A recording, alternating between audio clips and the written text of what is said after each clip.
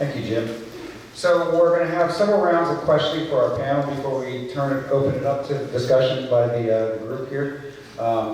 Bear with me for this first one. It's a big, long setup for a question. Affordable housing, public health, and public transportation, in part so people could get to their jobs, and employment opportunities were unresolved issues that created a climate ripe for unrest in the 60s. And they were issues that were discussed in the Charrette. How aware are you that some of your organizations started to address these and other issues that have challenged our community for more than 50 years? And do these challenges drive you or your agency today? How have those working in your field in New York changed over the years to meet these challenges? Feel free to give as much history about your agency and its roots in the riots of the Charrette as you feel appropriate, and if relevant, how the past drives your mission today.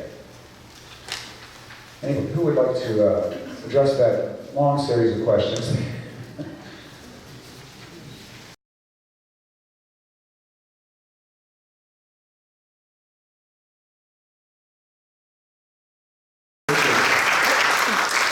Good evening.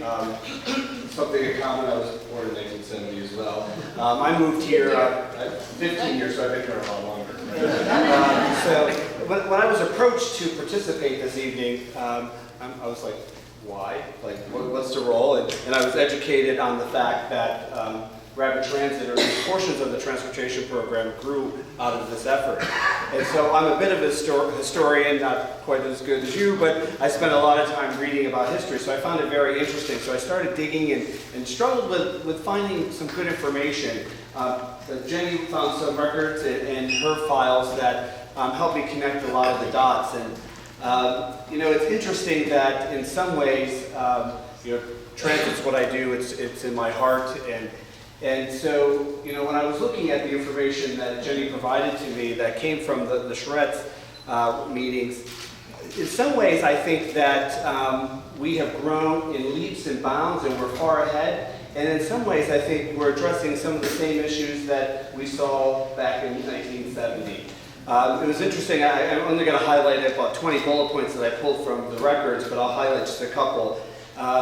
You know, lower fares for affordable transportation, seeking diversity in the workforce, access to employment, transportation should be available where industry is moved, housing should be near industry for low-income individuals.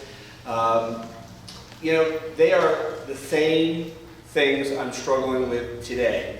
Now, we provide 2 million trips a year plus, so we're doing some really good things. I'm going to talk more about some innovation as we get closer to the end of our comments, but you know, I see individuals come to our door every day who are desperate for employment, you know, desperate to change their lives, but they can't because they don't have the mobility that they need to get where they need to go in life.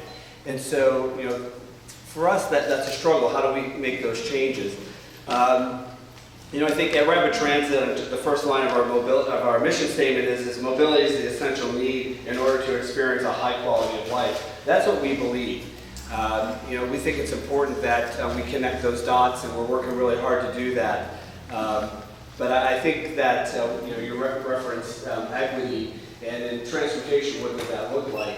You know, a ride is not necessarily a ride for everybody, and can people afford even the $1.60 fare? And I can tell you that they can't. And so there are some of the struggles that we have. So. Thank you so much.